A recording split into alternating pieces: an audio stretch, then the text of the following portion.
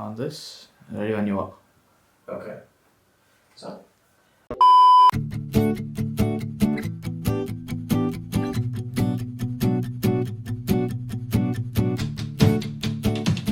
everyone. My name is Siddharth and I'm from Madras Art and Architecture, an upcoming independent magazine trying to stimulate artistic curiosity, trying to establish some community amongst all the artists and creators in Chennai. Today here we have with us photography extraordinaire, Vijay Sarathy. Thank you so much for doing this. Thank you for this opportunity. This is really cool. So let's begin. So tell me a bit about your journey. Like, how did you get into photography? I think my journey isn't really tangible. There was never a point where I thought that I wanted to do photography. It just kind of happened. I just kind of stumbled into it. Okay. But really, to recap, I was doing engineering in college, and then I got into design because I was making a bunch of club posters and stuff like that. And then I kind of started taking that as a career, and that was my passion for quite a while. But once I started doing design as a career, I kind of lost my passion for it. So I knew I needed some other avenue to express my creativity really, and that's when I kind of stumbled into photography. I started taking I started like everyone else, right? Like taking shots from my mobile phone, just kind of editing them on whatever app I could find really. So that was Visco at that moment. And then I started following a bunch of people I liked, and then I really liked, the thing I like the most about photography is it's very evocative. And it started becoming something that was very emotional to me, and I started realizing that I could take this up very seriously as a way of life. I guess this is where I am like 2 years later. And how have your parents been? Do you sort of fully going with this, exploring with this? Quite interesting actually. My mom has been pretty supportive. I think it's all because of I've been developing this for quite some time while I was working, so it was pretty okay. It was just like a side, it was like a hobby basically, and so they didn't have a lot to say. Then they were like pretty encouraging this. But once I quit recently, like I quit like 3 weeks ago from my full-time job, which I was working as a designer at for 2 years. But then since then it's been I wouldn't say it's been a struggle. I think I'm very privileged to have a family which supports me in some way, even if they're not saying at least go for this, but they're saying that okay, I'm giving you the space to do what you want, which is very cool to me because I mean, not a lot of parents. Exactly, I'm very privileged. I can say that for a fact. I'm very privileged and lucky to have the space to be doing something like this. So yeah, when I quit full time and then I told my mom I kind of want to become an artist, she was a bit skeptical, obviously. But then since then I've kind of like been chipping away at it. I've just been saying that this is something I really want to do. This is something that will make me happy. At the end of the day, I think she is someone who wants me to be my own person and not really impose her dreams on me. Which is something I think a lot of people can't say. For sure, 100%. Yeah. And do you have a favorite subject that you have for your photography? Like, do you have a particular type of subject you like, or particular type of photography you really like to indulge in? When I started out, I was kind of doing documentary and street for quite some time. But then I realized there was some sort of friction between who I was as a person and the thing I was making, which was street and documentary at the time. And then I realized that to make work that was sincere and meaningful to me, I kind of had to turn to my own life, right? So all of this was already in me. Like in a way, I'd already lived that side of me, and in a way, I'd absorbed that side of me when I've been going through these photos from my mother, right? So it came very easily to me. I don't think there's any documentary street on your profile. I don't think I've seen any. Because I archived all of them. Okay. Those are work that need not be seen. Okay. I kind of went on an archive street, but I think I didn't post a lot of work. I was just kind of like figuring out, because I was very insecure at that point. Since there was some sort of friction between me and the work I was making, I was like, I'm not sure if this should be seen. But as soon as I started making pictures of nature, a lot of landscapes, it came naturally. And even though there is still a struggle, right? Like always when you go out and take a photo, there's always this creative frustration that comes out, right? But for the first time in a long time, I didn't feel like the work I was making and who I was different. Like it was both the same thing. The art was me itself. Right. So it felt very honest, and I think that's how I discovered that this is what I want to do, like landscapes. And I think it shows because I think the majority of your work now has a lot of natural surroundings, sort of wilderness to it. Yeah. Okay. I think there's something I thrive in, like being around nature and this thing, because I've been raised by the sea. Like I've always been in a place where there was always a sea nearby. So that used to be my escape every time things got difficult, or even if I just wanted to have a peaceful day, I would just go out to the sea. I lived in Triplicane when I was young, so the Marina Beach is very nearby. So it became like a every Sunday thing to just go out to the beach and just chill there for the entire evening. So I have a lot of I think I have a very almost like a heavily bonded with nature, in a way. Like it's very interesting, and I think it's the only thing that makes me feel a certain type of way. It brings out all these emotions in me which I'm not able to find when I'm in when I'm deep in the city, or when I'm in like a concrete space, So yeah, I guess that's how I slowly started drifting towards making those kind of things. And I think that'll be my way forward as well. A lot of landscapes of nature and something like that. I think I'm very interested in emotion as a concept, right? So because for me it's not really apparent in photography, like not in photography, like just in society, right? The fact that we kind of tend to hide those parts of ourselves. I'm very interested in bringing them out. Right, yeah. So those parts that are normally not seen, like vulnerability, if you think about it, being vulnerable in front of someone, or in front of a camera, whatever it may be. So I'm interested in that aspect. Okay. And speaking of like passions, what are some passions you have outside of photography? I mean, I think you're into football. No. No. Okay. I'm a very non-sports person actually. Okay. I was never the sports kid in school. Okay. Never got into it. But music though, I think music. I'm very big into the music scene. I'm learning to pick up the guitar. Okay, do you play like? Not really. Okay. Not the people. Not something that people want to hear, but I'm working on it. So I'm really interested in. I kind of wanted to produce and make an album. Okay. Concept album, which has been like a personal project which I really want to pursue, because music is very interesting. Like this album is not for anyone; it's just for myself. The fact that I can do it, that's really what I want to do with it, and it's themed around like months of the year. Like it's going to be about 12 songs, and each song is going to be about 1 month. So that's how I have it in my mind. Obviously, I don't know if it's going to pan out, but that's something that's very interesting. Writing is something very close to me. I've been writing since I was in school. Wrote a bunch of blogs in college, and then even after I got out of college, I was doing this Instagram posts. Where did you go to school? I was in modern school, which is in Nanganallur. It's a very it was pretty much a bubble at that point. Okay. I kind of thought that the only way forward was to kind of study my way of things, right? And that's what I did. And then I got into college, and then my world opened up.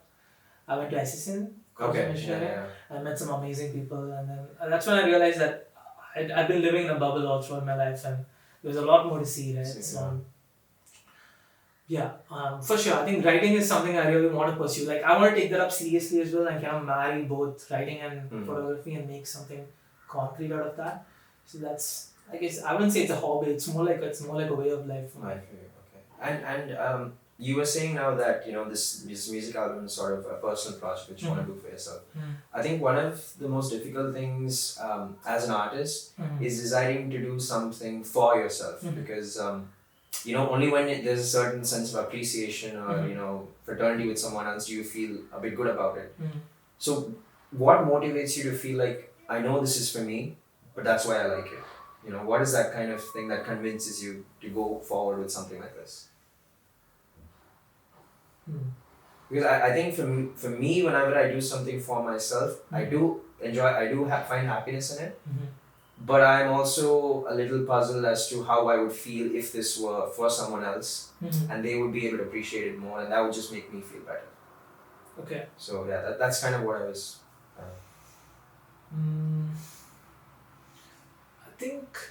I think making work for myself is how I started out. I never wanted to make work for someone else, really. All of this, like even sharing work, right? I don't do it for other people. I just do it because it's an outlet for me. It's like letting go of something. I don't really care about how it's received. I mean, I wouldn't say I'm completely aloof about it. Right, Obviously, right. I do care about some sort of validation. Mm. It is very important. The feedback is very important to grow as an artist. But I guess since I started out, even I used to write poetry and all that stuff. That was all for myself. Like I don't think anybody saw what I wrote back in the school days and back in the college days. So I guess making work for myself comes naturally to me. Almost, it's not like for me the process is so much more. It's so much more about the process and bringing out that side of me. That is what I'm very interested in, rather than the result itself. Right. The result, it's cool if it's received well, and it's cool if it's not. Like it doesn't bother me that much. I wouldn't say it doesn't completely bother me. But yeah. Obviously, because the work is very personal, right? Like any art you make is very self-reflective in that you put a side of yourself onto whatever you're making. So it's like when the things you're making is not accepted or it's not listened to, it kind of stings a little bit. Right. Yeah. You feel a bit down. Yeah. Yeah. Obviously. But I think you can get past that by just being secure, just by making honest and authentic work, really. Just by making work that's true to yourself, and you realize that after a point it doesn't matter that much what other people think of your work. All of your pictures sort of conjure up this very surreal and almost like ethereal realm, right? Like you said, it seems like a very romanticized version of reality. Definitely, 100%. And I think that's what you were saying now, right? That's exactly. Yeah, it's very exaggerated. I think for sure, but it's kind of also the way I see things in my head almost. Like I love a few things, like for example nature, right? So for the beach, for example, it's very, whenever I see it, I feel like I'm in a different world. I can completely distance myself from what is happening around me. So when you're facing the beach, it's like you have this expanse in front of you, and behind you have the city, right? So I'm someone who can kind of just remove the city part of it. So I feel like I'm in a different space and a different world, and that's very ethereal to me, because at that point I'm not in a tangible space. I'm not grounded somewhere. I'm floating somewhere, in between reality and like dream. So it's like the gateway almost.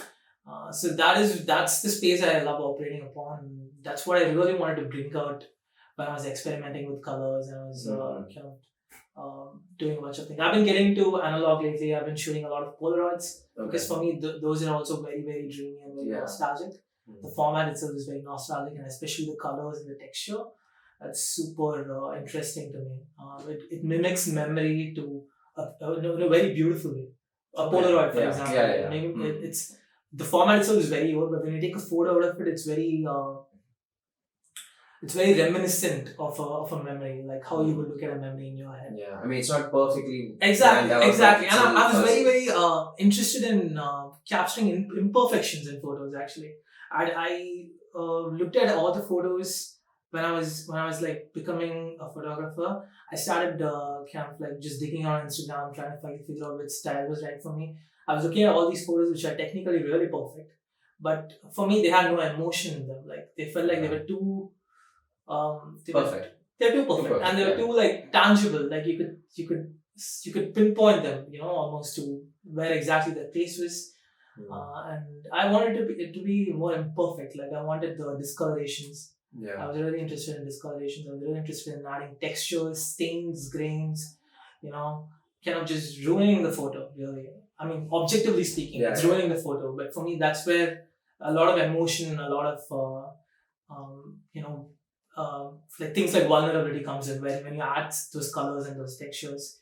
And I guess that's a place I'm still obsessed about, actually. So try to mimic a dream or a memory, or getting the feeling of melancholy. And these colors and these textures that you have in your art, are they things that you notice when you're looking at the scene, or are they like something that you feel through when you're processing them? I have a feeling in my head, obviously, when I'm looking at something and I'm taking photographs. So my photography and my editing are completely removed from each other. Okay. So when I take a photo, I don't think that this is the way I want it to be edited. Okay. So in that way, that process is removed. But I try to capture the feeling, really. I try to capture what that would feel like. So, for example, if I was looking at a scene and it made me feel really nostalgic, I would go back to editing, and then I put on some really evocative music. So that is very important to me in the process. and it brings out those emotions again, right? So I create from that place where I think that, okay, if it's going to be nostalgic, then what colors will make it nostalgic? Okay. What kind of texture will make it nostalgic? And a lot of it is trial and error. Like, I've completely broken photos, like images. I cannot try to push and push and push to how much an image can take, right? Like, what makes an image, if you think about it? It's just pixels, right? Digitally, at least speaking. So I cannot try to push it and to get to a point where I can look at it and feel something, you know. And it's a very, there's this part where it just clicks, you know, almost like when you go from taking an image in its raw digital format, which is very, very tangible, and then you kind of push it and you kind of edit it so that it becomes something more abstract. There's a point where it just clicks, and that's the point where I stop, where I say that, okay, this is a photo, this is something that's representative of me and how I feel. That's when I push it up. See, now that you mentioned about this, your process is very personal to you, right? In terms of, it's very emotional in terms of how you're trying to evoke the same kind of feelings that you experienced when you were at the scene. Yeah. And this is a question I have for like almost every photographer I know is, don't you think that's becoming almost increasingly impossible as time goes by? With the kind of technology that's coming in, the kind of focus into, like mobile photographs, for example. I think this is a really difficult process that, someone has to go through to 100%. put out the kind of 100%. work you're doing. Yeah. I think I try to kind of, I have a bag of tricks basically to get to that space. For me, for example, when I'm shooting people, and I do shoot I'm trying to get into shooting more people because I want to capture that vulnerability and that primality, really. That rawness, that what makes the core of a human being, right? That's what I'm focused on. So it's very important for me to get into a very good space before I shoot. So I don't normally just take out my camera. For example, even today I didn't bring my camera, even though I was walking for quite some nice blocks and everything. And like, I have to be in a very authentic and very vulnerable space for me to get to that side of me. And those bag of tricks mainly involve, if I'm shooting people, that person has to be my friend. Like, I befriend them first. Yeah, a little bit of emotional connection. A lot of connection, a lot of like, the person has to open up in front of the camera. That's very important to me, and for that I have to open up. Right. Because people trust you when you open up in front of them. So I have to kind of like take the lead and just open up about my life and kind of lay out what we're gonna do here. So always before a shoot, if I'm meeting someone for the first time, I kind of get to know them for a couple of hours easily. I take them to like these landscapes where it's generally more evocative than going to a cafe or something like that. So I guess getting into that space is definitely very hard, but I think you can cultivate a way of doing that by trial and error, basically, by figuring out which gets you. You have to kind of get to a point where you're vulnerable. I think that's the most important. Like, if you want to create work that is emotional, you have to be emotional yourself. Fantastic, yeah. I think that is very, very important. So and you had experience as a designer for a couple of years now, right? This process, I feel, is even more removed when it comes to graphic design.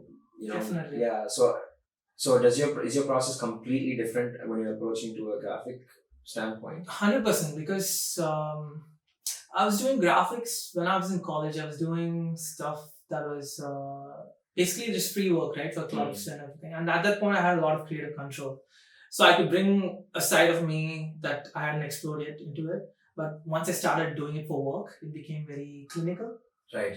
It became very, like this is what you should be putting out. So obviously I had some sort of creative control, but it wasn't, I had to work in a corner basically because I was working in a company which specialized in pharmaceuticals. So that was the language I was talking. It was about pharmaceuticals, it was drugs, and that is the box I was contained in. I couldn't really step out of it since I was doing it commercially. So I guess, the process is very different, and for that I'm very emotionally removed from it. I just have to concentrate on getting the product out. But here it's very personal to me. Okay. Yeah. And this aesthetic that you have now, that is it something that you consciously try to maintain, or it's just become a habitual thing? Definitely not. For me, I feel like this aesthetic is just a temporary thing for sure. I cannot want to. Obviously, I think I've refined it quite a bit, but I still feel like I'm very interested in a bunch of other facets that I want to explore, and I kind of want to branch out into that. So obviously, my aesthetic is going to change, but I really don't try very hard to keep the trend going, to keep my style going. I guess it's just that it's just representative of the the phase of life that I'm in currently, and that a lot of work I produce kind of tends to, go towards it. It's not that I try really hard to get there. If that Okay. Yeah. Okay. So you were featured in DSCO's Community Spotlight, which is fantastic, by the way. Thank you. And it talks about how you went to a remote place for 42 days and did nothing. Please tell us a bit about that. So this has been building up for quite a while, actually.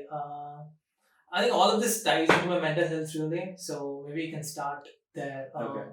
I think when I was in college, I was going through a huge identity crisis, really, because I always felt like I was a misfit in college, and even back in school. Like, I was a kid who used to write poetry. Other people were into, to more sports and stuff like that, traditional stuff, which I'm nothing against, but I was just a different kind of person. So I always felt like a misfit and I always tried to belong a lot. So when I was in college, that side of me really started to conflict with who I was being. Like, I was kind of trying to go along with the system and trying to go along with the process of, getting through college, getting to the traditional way that people do it, which is MS and stuff like that. And I didn't have a chance to drop out at that stage because the home situation was such, right? So at that point, it really started to become a conflict, right? I was trying really hard to belong, but there was a side of me which is being very rebellious. And I think that conflict created a lot of issues in my psyche. I kind of started to become very withdrawn towards everything, and I started to kind of sink into like a deep depression. So I was clinically depressed from third year of college to as late as last year. I would say last year, probably July, August, easily. Even now, I'm kind of on recovery. I wouldn't say I'm fully out of it. Right. It's still a work in progress, but I'm in a much better space. But yeah, I was struggling really with where I wanted to belong and everything. And even when I got into design, it was a passion, but it still didn't feel like something I ought to be doing. Like, I'm someone who's very obsessed with the idea of a calling. Like, I sincerely believe that everyone has an own calling, and I was obsessed with finding my own calling. And I didn't think design was that, so I was still kind of going through the motions, really. And I was in a very bad space. Like, even though I was doing pretty decent work, I was being socially functional and everything. Internally, I was just kind of like breaking down. I would just literally lie in my bed for like days at a time, not knowing time as it went by, and just looking at the ceiling. And at that point, I think photography was the only thing that was, when I picked it up, that was the only thing that was making me emotionally feel something. Okay. That was probably the only thing. It was the only thing that kept me sane throughout it. Like, it was the one thing I was holding on to. So I just kind of, like, after the Rameshwaram trip that I talked about, I kind of started taking it a little bit more seriously, and I spent a lot of time working on photography, trying to get this thing. And it can be a very powerful healing tool, right? Because it can get all those emotions out of you. I think at that point was when I was making work that was a little bit more dark.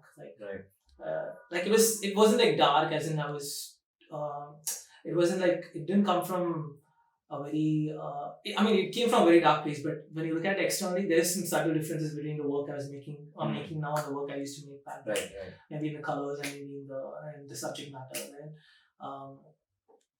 So yeah, even as recent as last year, I was going through it. I was just kind of like, because I was still struggling. I was still thinking that, okay, I should be doing design for career, and then I should go do get a degree in HCI, human computer interaction, which is felt like a natural fit. But it took me a long time to realize that such a conventional career path wasn't for me. Yeah. And that was a struggle, really, when I was, until it took me to realize that it was honestly a struggle mentally. And last year, I kind of signed up spontaneously for a trip to Spiti. Okay. With one of my friends. So one of my good friends I met in Pune a couple of years ago. She's this girl who basically gave up her job and then kind of just ran to the mountains, basically, spontaneously. She just took her bags and left on the same week that she quit. Spontaneously, just like that. And then because she wasn't doing well mentally as well, and she kind of she's doing very well now. She established herself as, at the forefront of the scene there, and she's doing a bunch of tours guide. She's freelancing. She's figuring it out, but she's like a proper mountain girl at this point. But yeah, she had a tour up for last time in Spiti, and I just kind of went along that. And it was beautiful, right? So it was the first time. It was the first time I felt like. It felt like I belonged anywhere. Like that group was beautiful. That group, everyone was kind of on the same wavelength. And for the first time, I felt like I didn't have to pretend to be someone I was not, because I was doing that a lot. And I used to dread like going out to social situations and stuff like that. Whereas Spiti was insane because number one was nature, second was the seclusion. You were completely cut off with like nothing worked there. Phones don't work there, net doesn't work there. There's no TV going on, so you cannot just cut off from the entire world, which really helped me deal with a lot of things I was going through, right? And just address the fact that, maybe a conventional career path isn't for me. But even then, even after Spiti, I was kind of just trotting along in my job.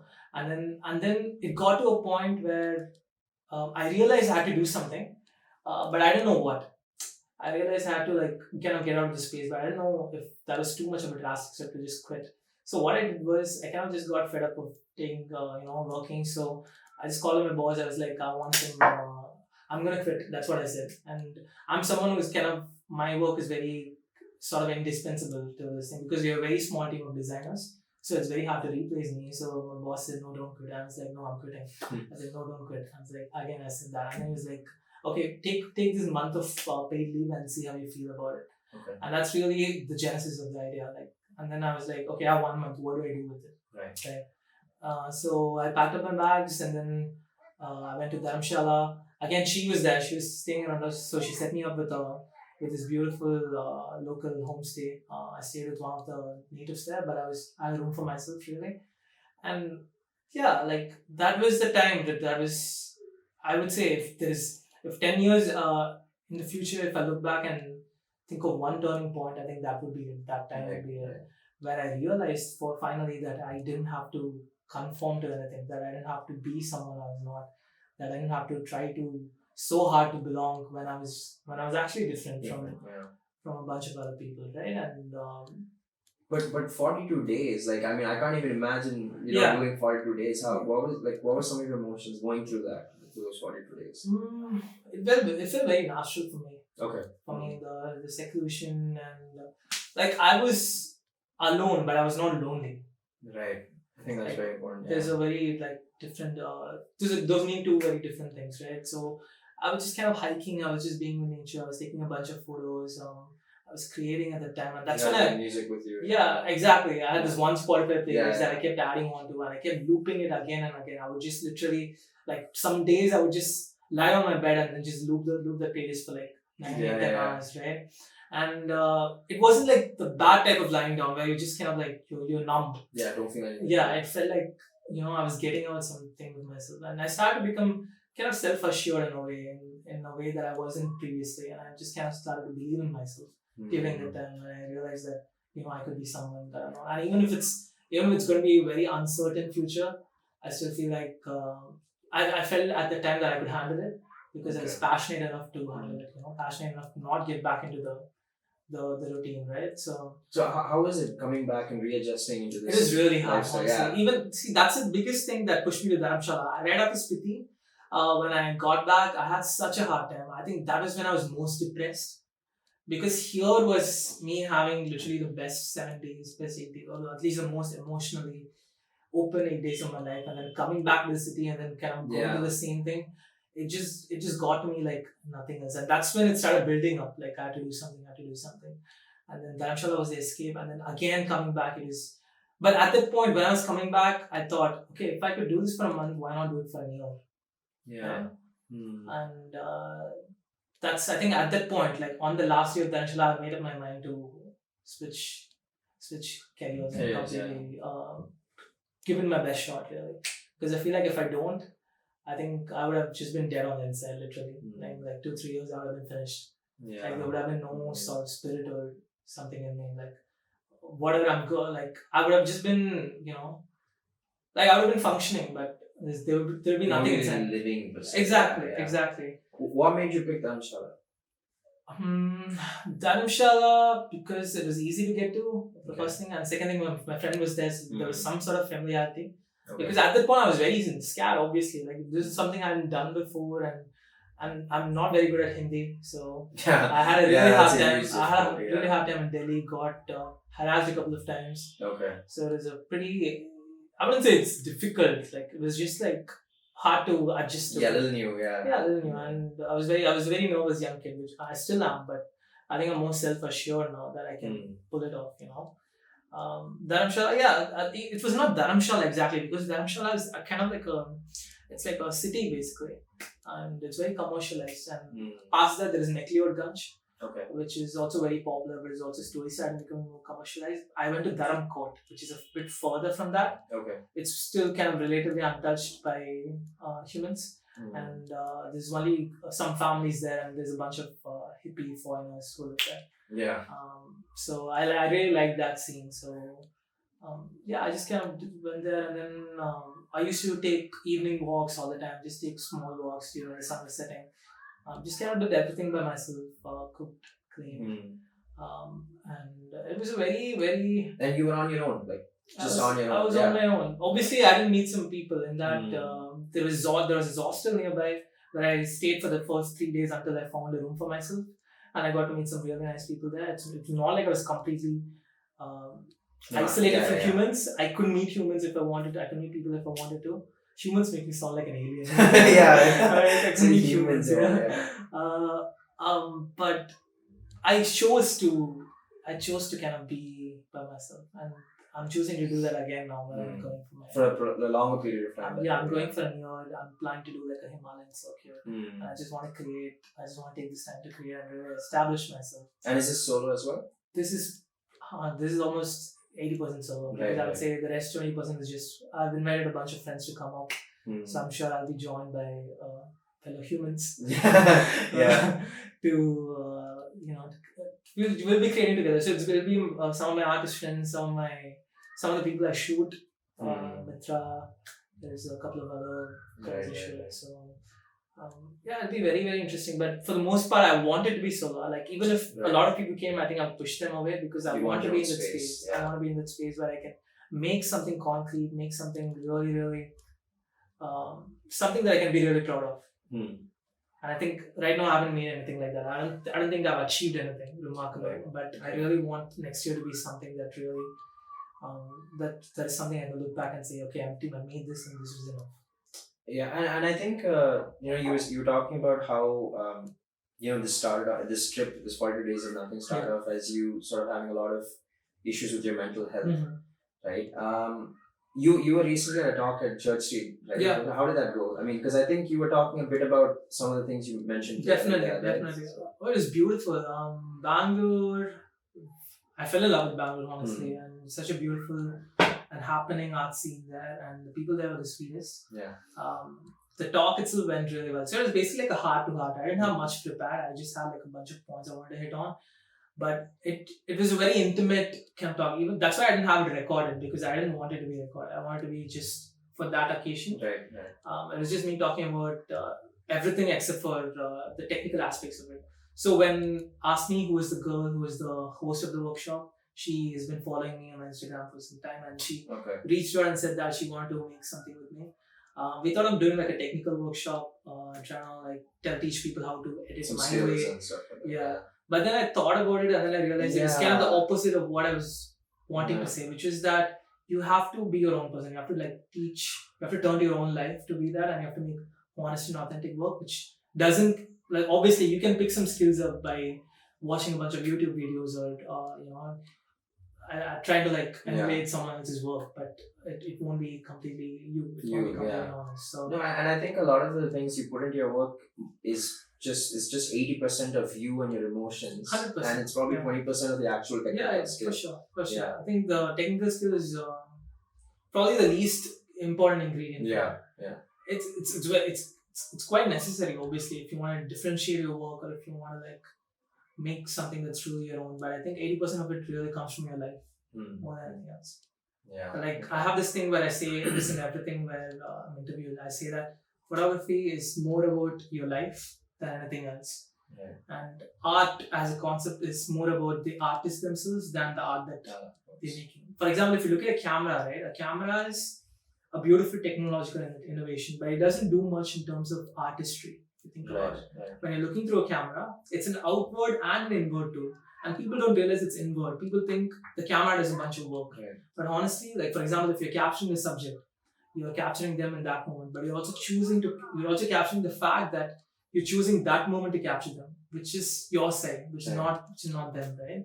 So you're putting a lot of yourself into it, and that's why I was telling people that it's very important to bring out the most authentic side of you to put out in the work that you're doing. So I think some of the pictures I've seen on your profile have a lot of movement to them, right? Whether it's the subject, whether it's the actual subject in the picture, or it's like the wilderness around them. I sort of want to ask, what is your approach to capturing that movement? Is there like a nuanced purpose for that, or is it, sometimes just aesthetically pleasing? I think shooting wise, I think because I kind of operate in the domain of trying to capture memories.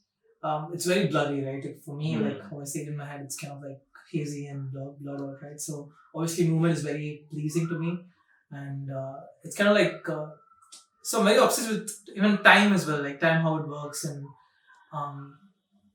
kind of like how it's portrayed in our minds, like how we view time, right? So I think I don't really go out looking for that type of movement, but sometimes I kind of tend to, like, there'll be certain phases where I feel like I want to capture something as it is happening in a perfectly still, like, this thing, right? Because I think that is again a beautiful side when you capture that moment. Even that is something that's really, really evocative to me. So I think my process is mostly just taking a bunch of photographs. So what I do is when I go out, when I pick a certain subject, like it's like a single tree standing in the same light, I take like 70-80 photos. Wow, and it's all experimentation. Like I shoot some photos perfectly still, then I adjust the shutter speed, kind of like expose it for lower, then I do double exposures sometimes. So it's the same subject, I kind of play around with it. And then I don't look at the photos at all. Like I don't go back and see whether I got it or not. I just kind of move on. So I guess over time it kind of, I became drawn to this type of pictures which had some sort of the movement in them. So I guess that's how I kind of started gravitating towards them. And there is also a very lunar fascination you have, I think, in your pictures, right? A lot of them are very romantic pictures of the moon, across the beach. So is there a source for that? How you're inspired by that? There's a story that my mom keeps telling me. Apparently there is the book about the universe that she brought for me when I was very young, and I think I've read the book around 400-500 times easily. It's just a book about going through the entire cosmos, and a lot of pages about the moon itself and what it is made up of, and it was very technical actually. There was nothing romantic about it, but I used to look at the pictures and I used to be really obsessive about those. I think I've always wanted to escape. Like in a way, I always keep wondering like what it's like to be in a mood. Like I always, like for me, it's almost like when you think of your life, it's like you're seeing one perspective in a certain moment of time, right? So I'm always kind of curious about what I'm missing out on in a way. Like I'm grounded on a space rock, and I'm grounded to this body, to this perspective, to this moment in time. So I'm thinking about, even in Earth, think about all the moments, beautiful, beautiful moments that are happening right now that I'm not really privy to, right?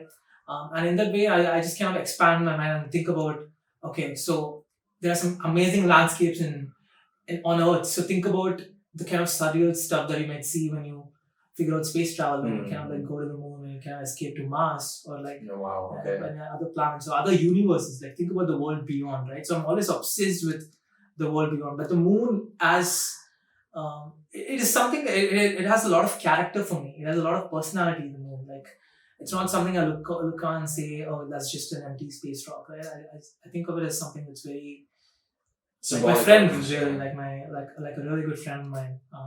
as strange as it may be to say, but it's always been romantic to me. And even the sea, for example, it's very nostalgic almost. Like I look at it and then it triggers something in me. I'm not sure how to exactly define that or put it into words. No, and I think I would say it's a lot inspired by your childhood, because you were saying you were very close to the sea and the pictures as well. I think any artist, a lot of artists take from the childhood.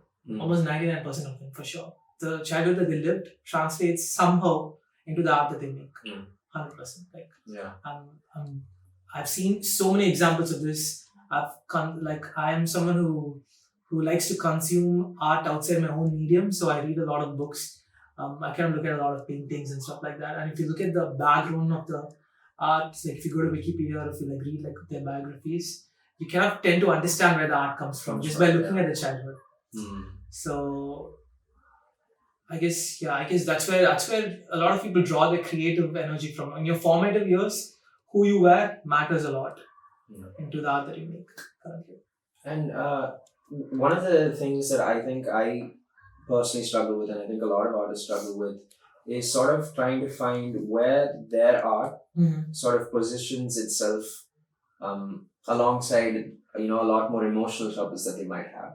So, for example, I have my own issues, right, with mental health and stuff, but either it's subconsciously or consciously, I do ask myself, how is my art sort of positioning in this narrative?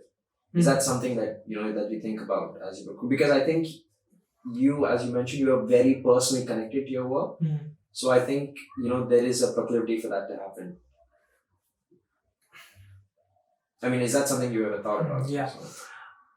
Some people have asked me what the relationship is between my mental health and the art that I make, and I would say I don't think of it that way, where I cannot try to bring concepts of my mental health or actively into the art that I'm making. Obviously, subconsciously, it's going to come out, like, the feelings that I have. Like if I'm going through like a really negative phase, then the art that tends to be skewed towards the negative, right? To the dark at least. So I wouldn't say I have anything concrete in that the relationship between my mental health and my art is, you can pinpoint it towards a certain concept or a certain process. But I guess everyone subconsciously makes art based on, the art is very reflective generally. If you're making good and honest work, that is, the art is generally reflective of the artist's state of mind at any point of time. Okay. If you're being authentic, that is. Yeah. Obviously, you could fake it and you could try to make like a completely happy, for example, if you're going through something that's pretty dark, and if you can try to fake it and make something that's very summery and this thing, and you could always do that. But I'm talking about like honest authentic. Yeah. And I think this was something you talked about in the talk you gave at Church Street Social also, about how difficult it is to not sell out, right? And so I just want to know, like, how is it not difficult for you to not sell out when the entire market is demanding that you do so? Like, because this kind of passionate and emotional connection to your work is just not even bothered by a lot of people, right? I think I'm able to distance myself from it because I haven't faced the reality of it just yet, because I'm kind of just figuring it out yet, and I still have like a year left. I'm coasting on my savings, so I really don't think of art as a way to make money. Obviously, like that is a problem that I'm going to face in the very near future when when art is going to become pretty like I use it to make a living out of it, right? But I sincerely believe that if you kind of keep your name clean, and if you tend to make good work, and if you keep doing it, if you keep chipping away at it, I feel like everything else will come. Fame if you want it, and money if you want it, connections if you want it, right? So I think that is an idea that could really fail, because that's what I'm banking on right now. But I believe it. I sincerely believe that there is a market. There is definitely a market for someone who is vulnerable, for someone who is authentic, and someone who is passionate about the work that they do, irrespective of what work they do. Do you feel that this depends on the kind of medium you're working on? 100%. Yeah? Yeah, 100%. I think some mediums are more relevant than others in the current thing. So photography is really like taking off. and especially with social media, it's so easy to share your work and get eyes on it, right? But for example, if you take a medium as sculpture, then it's almost 50 times more harder to get yourself exhibited or to get yourself in a good space where you can make a living out of it. So yeah, I think I'm lucky to have stumbled upon a medium which has made money in the past. So maybe I can use the same formula or maybe I can define my own to make a living out of it. So right now, what I'm doing is I'm starting to sell prints. My work. I sold a few in Bangalore, got some good responses out of it. So I'm setting up a website pretty soon, and I'll be selling prints. And there has been some demand on it, so I know that some will sell. So even though I'm not kind of depending on it to finance my travels, I know that it will be some decent passive income. So I think that's where I want to start. And then eventually I kind of want to the end game is really galleries, right? Galleries and getting your work seen by the topmost galleries. So once you make that, I think after that it kind of tends to become easier to get your work and be seen in the eyes of new people, because once you kind of like hit a certain stride, you can just keep the momentum and keep it going. But going there is very hard. And I think my work is something, personally, I feel like it is something that people can be pretty interested in and buy, at least. Right. Because if you think about it, again, even in photography, there is some types of work that is sellable, some types of work that aren't. If you think about, for example, if you just take a photo of your friend, and even if it's super artistic, right, and the face is clearly seen, you wouldn't be able to sell it, right? Because people aren't going to put up photos of other people's faces in this thing. But if it's nature, if it's something that speaks to you, if it's something more abstract, a more open mind. Yeah, exactly. The more abstract you get, the more it can connect to a lot of people, really. So I guess in that way, that's what I'm banking on. But yeah, to answer your question, I really haven't faced the reality of it. So I wouldn't be able to answer your question until I get to that point. Right. And we have to talk about that grain, on all your pictures, the kind of textures that come about your pictures. Right? Yeah. Because I think one of the biggest struggles for anyone who indulges in photography, whether it's professional or casual, is knowing which scenes deserve that treatment and by how much. And I think you've managed to do that exceptionally well throughout all your work. So I'm just, how did this texture come about? Like, what is the story behind this texture that you have on your pictures? Again, like imperfections, right? That is my obsession for quite some time. I really wanted to break the image, and I kept adding layers over top of it. So sometimes I would do it in camera, sometimes I would do it in Lightroom, whatever software is available. Then I would download then I would again bring it back to mobile and then have some more apps which added the texture in front of it. But I'm trying to go as natural as possible. I'm trying to mimic the texture by having either like a high ISO, which is basically a way to add grain to your picture, right? But I don't think I've perfected it really. Like, it's become sort of like a trial and error thing where some pictures, I think my biggest asset is really my eye more than anything else. Like, I don't get a feel of something. Like, for example, when I'm editing a picture, I don't pre-visualize it and say that it's going to look that way. All I do is just make adjustments until my eye says that, okay, this is right. This is emotional. Yeah. This is right. Yeah, just stop there. I think that is my biggest asset really. Okay. More than the technical prowess. For it, I 100% know for a fact that I'm better at editing than I'm better at taking pictures. Okay. Like, post-processing is really my strength. And my biggest strength is there. My taste, like my visual taste, the language that I've developed internally, right? Just by kind of turning to my life and also consuming a lot of work that I think is beautiful. So that's really like developed the taste. So it's very important to have that taste, and I think once you have that, you can kind of get a feel for which photographs need which certain certain aspects. For example, if it's color, does this photo need to be black and white? Does this photo need to have certain colors? Does this photo need texture? You can kind of get all of that just by developing your taste. Right. And I think it's very important to develop your taste, and for that you have to like turn to your life again, and you have to be open to a bunch of experiences. You have to evolve in your life in a way, and the second thing is just to look at how the greats have made it, how the absolute legends of photography made it. And the important thing is to not take the technical aspects out of them. Like, for example, Ansel Adams is a very famous photographer. He was he used to make a lot of landscapes, black and white, beautiful, surreal landscapes. But just don't take the fact that he used to make black and white out of it. Don't take the black and white or the technical aspects of it. Take the spirit of the work, the essence of it, what made him want to take these photographs, or why does it look that way? If you take that and if you can put that again into your own craft, I think you can learn a lot. I think that's how taste, and that's where taste comes from. And it's very, very important to kind of push it to.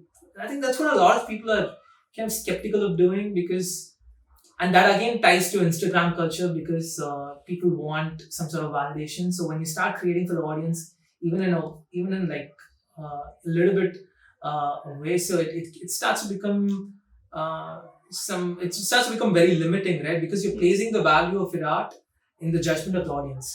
Right. Because it doesn't mean that much to you. Like, all it means is what it means to the audience. Right. And at that point, it just becomes kind of restrictive. So you start to create content that the audience really enjoys. You start to create content that's trending, or it's more relevant to what's happening.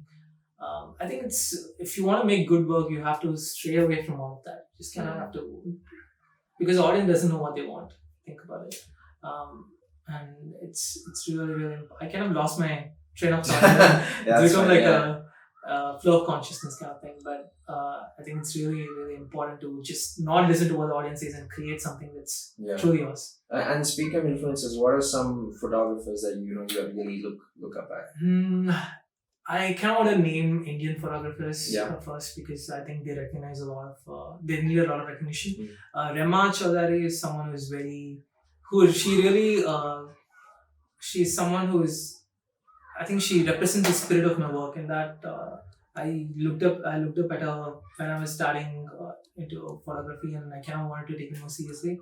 I just looked at her work, and I used to just kind of like go through her profile almost every single day for inspiration. I think she's one of the most important photographers to me, even though she may not be, legendary. But she is, in my eyes, she's legendary. Right. You look at it objectively, right? So, and then you have a bunch of people in fashion who I'm inspired by. You have Ashish and Shah, and then you have Indra Joshi. In Chennai photographers, in Chennai there's not a fine art scene going on. It's more street and documentary, because there's a lot of stories to be told. So I'm not really inspired. I don't have people who represent the spirit of my work in Chennai. But there's a bunch of really, really awesome non-Indian photographers. There's Olivia B. She makes beautiful, beautiful work of. She started making work of her friends, and it's just her friends going about their lives, and it's incredibly authentic. Like, it's almost stunningly raw. Like, it's not something it's something you've seen, right? But when you put it on a medium like that, when you add a lot of emotion to it, it is something that is so invigorating. Like, you see it and then you're like, oh wow, that is something I've gone through. And I think it's somehow familiar also. Exactly. The familiarity is something that she's really good at. Then there's Eddie Sunday. She's someone who I aspire to be, because she works like fully in film. Extremely beautiful colors that she uses. She's very much like me in that she uses texture and color to bring out emotion. And her subjects are also very human, very vulnerable. She shoots a lot of nature, so she's very much someone I look up to. There's Sarah Haseman, I think. Okay. She's also she shoots a lot of Polaroids, so a lot of inspiration. And you love Polaroids. I love Polaroids so much. Again, I think a lot of the people I look up to have a similar sense of working, in that they use color and texture to bring out emotion. Yeah. And they also, the subjects that they shoot is mostly nature, or people being their most real. Like people being their most true to themselves, I think you would love the option to sort of vibe with them or travel with them. Yeah, I would love to. I would honestly love to. Incredible, yeah. I've actually made plans. If I was trying to go to France next year, probably either this year or next year. But this year it may not happen because of the trip. But I've actually made plans with one of my favorite photographers to kind of just go on a short road trip and take photos with her. She's her name is Sarah Blood, I think. These are all photographers who kind of in a similar operating space. But I also don't want my work to be restricted within the space. I kind of want to take this time to experiment and push my boundaries and see where. So it's vulnerability and emotion are layered, right? you can keep going deeper. So I think I've reached a good level, but I feel like I can definitely go deeper. And when I go deeper, obviously my work is going to change. So I really want to explore, to keep pushing that, to keep digging, in a way, and getting towards that. So yeah, these are favorite photographers in the current space, but they may very well change. I may as well switch to fashion next year. Like, I do not know, right? So it just depends on the phase of my life and what I'm doing. I think the idea is to go along with it. Right. When you fight who you are, evolving as a person, I think that's when you kind of tend to make subpar work. When you kind of go along with it, when you kind of just embrace that you're changing and you're changing rapidly, and then you make work tailored towards that, you'll be okay. And like, speaking of influences, I think music is also a big influence. Music is the biggest thing. So what are some like artists that really bring out their emotions? Music. For me, just a little bit about music, right? So the medium of music is the most evocative to me. For example, photography, painting are like second to music, and even writing, right? Even writing is up there because it leaves a lot to the imagination. Even photography, even the abstract things I love making, it's still grounded in a way. You can still try to see the scene and you can still try to imagine yourself in it. But writing and music is completely up to interpretation. But music has been one of the biggest influence, literally, in the work that I was making. I'm really drawn again towards the same type of I try to make work that represents the music that I'm listening to. Okay. If you get what I mean. So the music I listen to is very atmospheric. It's extremely ethereal. It's very evocative emotionally, and it's people just being vulnerable, really, and being very human. So that's the kind of music I really love. And some of my favorite artists in that genre are Bon Iver, and then you have Fleet Foxes, and then you have Sufjan Stevens. You have Radiohead. Yeah. And then there's Phoebe Bridgers, who's an upcoming indie artist. I also love Frank Ocean from the R&B genre. And then even Kanye West, right? Even though he's in rap, right? I still like the emotions that have been portrayed in some of his earlier works, like My Beautiful Dark Twisted Fantasy. That was a very seminal album of his. So I was really into that. But don't you think like one of the things I think is difficult about when you're mixing medium and when you're involving a lot of medium during a creative process is sometimes you start, for me personally, I start becoming dependent on it. Like for example, when I first started designing and stuff, I used to listen to music, and at some point when I'm throughout my day I would think about something and I'd be like, okay, well, that song was perfect for that feeling, so I'll listen to that and I'll make it. But I think many times when I have a bit of a dry spell, I'm just not imagining anything and I don't want to. I do feel a bit compelled to listen to particular music to bring out that in me. But why is that bad at all? I don't know if it's bad, but I'm scared that it might become addictive. And I don't want... I would love to have that original, authentic experience of going through the motions rather than me listening to it and then saying, okay, yeah, now I kind of feel it. Do you think that's something that's... That's definitely a legitimate... concern, but for me, I've always thought of how do I explain it? It's kind of like an ingredient, right? For example, if you're trying to make a dish, right? So obviously, what you're seeing and the technical aspects of it make one ingredient of the dish. But if you really want to like optimize and refine the recipe, you kind of have to add more flavor and more seasoning. So for me, music is that seasoning. Yeah. It adds a lot of flavor. So it's a very key ingredient. Obviously, like food you're making, for example, some types of food without salt, like it wouldn't work at all, right? So really, the seasoning is very, very important for me. So it is okay for me if it's dependent, because these are all crucial things which work in a similar ecosystem, and they kind of come together to make a final product, right? So that's how I view music, at least. So for me, it's very, very important. I don't think I'd be able to make the food that I was making if I wasn't listening to the music that I was listening to. Okay, sure. What would you say it means to be an artist in this day and age, as opposed to someone, let's say, from traditional media? I mean, and I really would appreciate if you tell me in light of, like, in terms of the emotions involved, in terms of the kind of pressures involved, and what is it that makes an artist today?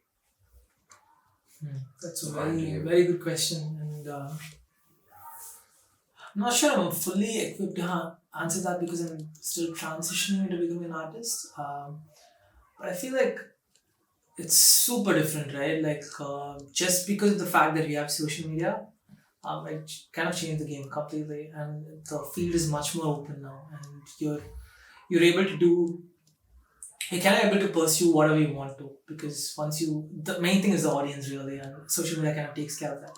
But again, it's so much more difficult because getting that audience is the hardest part, because everyone's trying to compete for their attention. Yeah. So getting your own community, like building your own audience, is really really hard. So there's a lot more pressure involved, for sure, because social media kind of exaggerates that, because it's so easy to just go into a profile of an artist who's already made it and try to compare yourself subconsciously with them.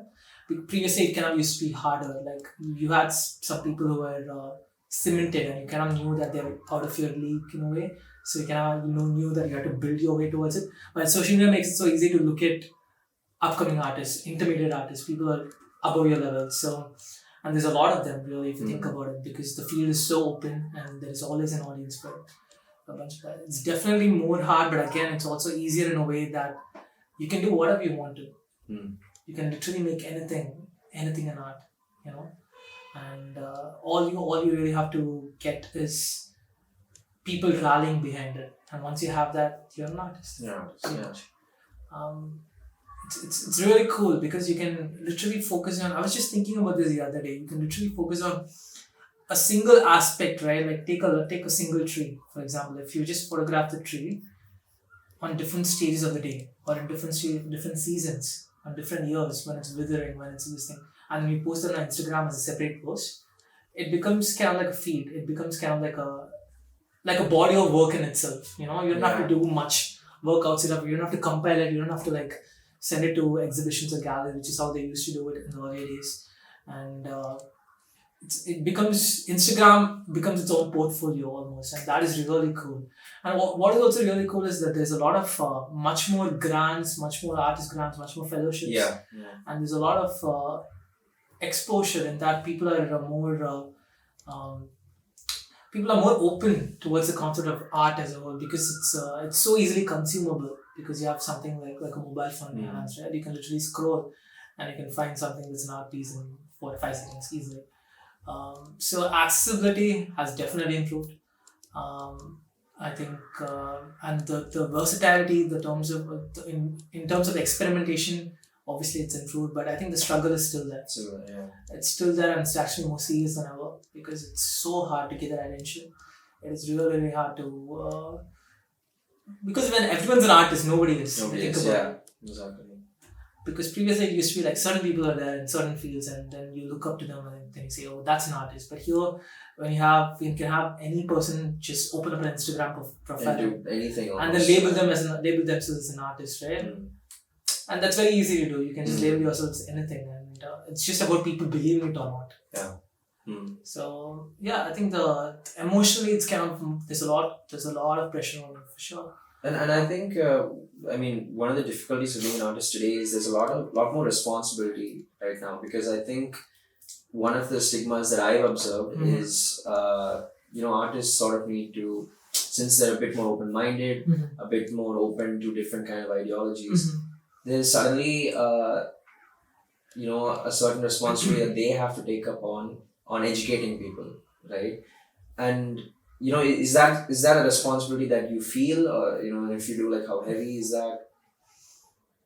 When you choose art as a way of life, you're kind of saying a few things, right? You're kind of giving up on some things and you're saying a few things. You're saying that you're going to be open to a bunch of experiences. You're going to say that you're going to be open to a bunch of perspectives, and really it's giving up on very few. It's giving up on a lot of things. It's giving up on the fact that you're only going to have one belief for the rest of your life, because artists cannot really afford to do that. They have to be very flexible. They have to be like, a liquid, really. They just have to flow everywhere, I think, going back to your question, there is definitely more responsibility for the artist to be politically, involved in a lot of issues. And but it's up to the artist on whether he or she wants to take it up or not. I don't think people are pinpointing and saying that you should be doing it, but there is a subconscious pressure, because you are someone who views yourself as who's very pro-human and you're up for a lot of causes. So I guess there's a subconscious pressure on you to like kind of voice out your opinions and say a lot of things. But I tend to stay very politically, kind of like away from it. But obviously, I do. There are some moments where I'm also human, and I also have my certain moments of rage where a certain thing really triggered me or something like that. But yeah, I don't think of involving politics in my art because I think these are two very distinct things, especially the art I'm making, which is very removed from the concept of reality, right? And politics is a very, very tangible, very real thing. So, yeah, I guess in that way, I'm okay. But I know that some artists who kind of operate in the domain, there is a lot more pressure on them. Yeah. For example, if you're illustrating about, say, feminism, right? Yeah, this is definitely you can have to be pulled into, illustrating about equality, about empathy. And you have to be very picky and very careful about what you say. Yeah. And there's a lot of pressure on those kind of people who make comics, who make art that is about tangible, real things. So again, it depends on the medium and the artist. I don't feel the pressure as much. Okay. Obviously, I don't act on it. But if there was some other person who is kind of making relevant, tangible stuff, I think they'll be telling you a very different story. And you lived in Madras for quite some time. Yeah. Now. So what do you think is something that the cultural vibe of the city has contributed to you as an artist? I think the biggest thing the city has done for me is the sea, right? The fact that there's a bunch of beaches and the fact that it's bordering the sea, like really did a lot for me. Like the biggest contribution to my work is the fact that landscape exists. The second biggest thing would be the fact that it kind of allows you space to be whoever you want to be. Like I would say Chennai scene is upcoming. It is not super active, but it's still very liberal. I wouldn't say it's telling you to make art in a certain way or in a thing. It's telling you to just be kind of be free flowing in your thoughts and your ideas and the things that you make. So I like that Chennai is quite liberal in that aspect. Whereas if you go to, for example, Delhi is very politically charged art. Right? There's very few domains you can really make impactful work on. But Chennai is not like that at all. You can make anything. And as long as it's good, it tends to have an audience. But yeah, I would love for the scene to come up. And I think that you guys are doing such a good job of trying to like bolster that up. Because that's something I'm very passionate about, the local art scene and how it can be kind of cultivated. And I think it starts in small initiatives. And you're very close to the sea and you emote with that a lot. So I'm curious, when you go to places very remote, right, very removed from the sea, doesn't that sort of affect you a bit? Because you no longer have the ability to go to that emotional space when you want to. Definitely, 100%. I think that a bunch of people ask me questions would I prefer, if I had to choose one thing, would it be the sea or the mountains? Right? That's a very common question. Yeah. And I always say that the sea is for comfort, right? But the mountains are for growth for me. Okay. So obviously when I go to a place like mountains and I don't have the chance to like really run towards the sea, I think it kind of is an ecosystem on its own. The mountains themselves, you kind of tend to find different places which have different sort of vibe, emotions like going on within them. Like you could like come across like a field, like a very open field full of flowers, which could really evoke the same emotions as if you were in front of a sea, right? So obviously you can find a space there, but obviously I think I will tend to miss, running to my safe spot really. It's like my safe space really. But I feel like that's something that you can get past pretty easily. And as long as you're in a landscape that supports that, you cannot like obviously like if you're someone who's always been brought up by the sea and then you go to a place which is completely concrete, it's just like a concrete jungle, and you're going to struggle a lot. Right.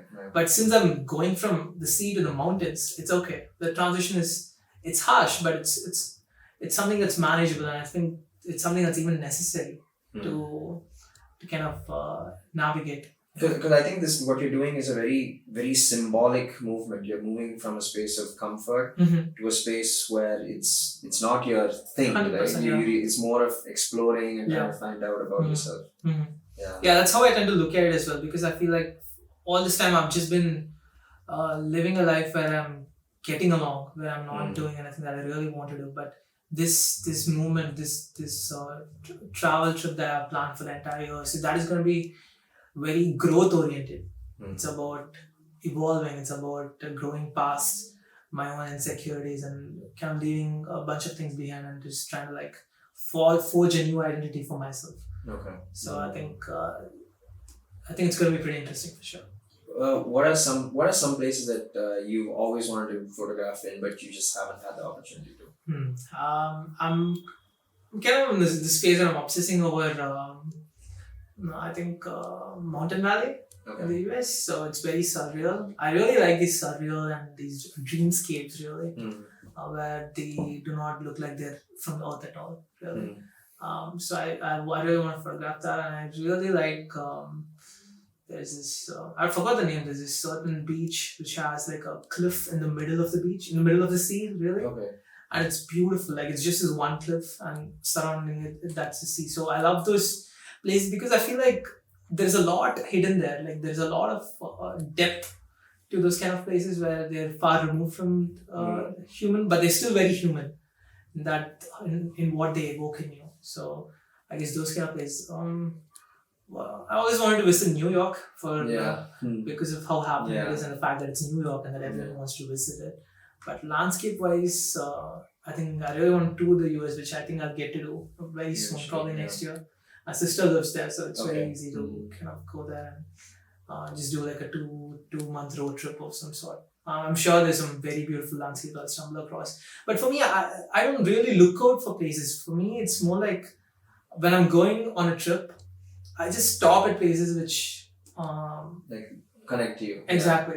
Exactly. That's pretty much it. I just scout for places on my own, and that's a beautiful thing, right? Like in nature, you're able to find even in very common places which have been frequented a lot. You tend to find things that are extremely beautiful. And when you look at it in a certain light, when you look at it in a certain phase of your own mind, and when you kind of like align yourself into that scene, you're able to find something new out of it.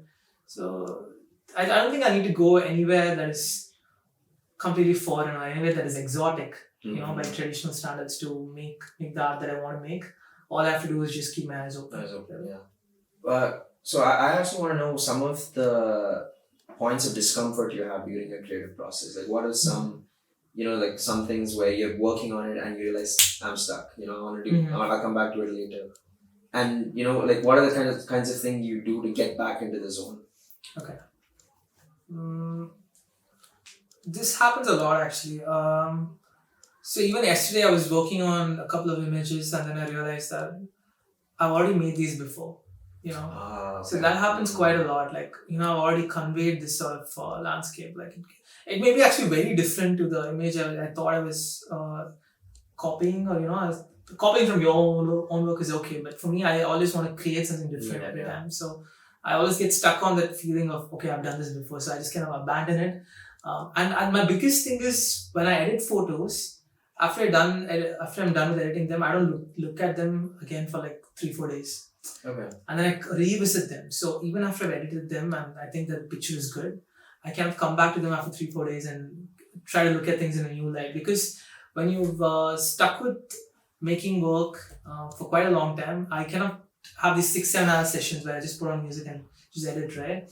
You're kind of very attached to your work. So you tend to exaggerate its how good it looks or how bad it looks, right? So the best way found to get over that process is to just kind of get it done to a certain point and then abandon it.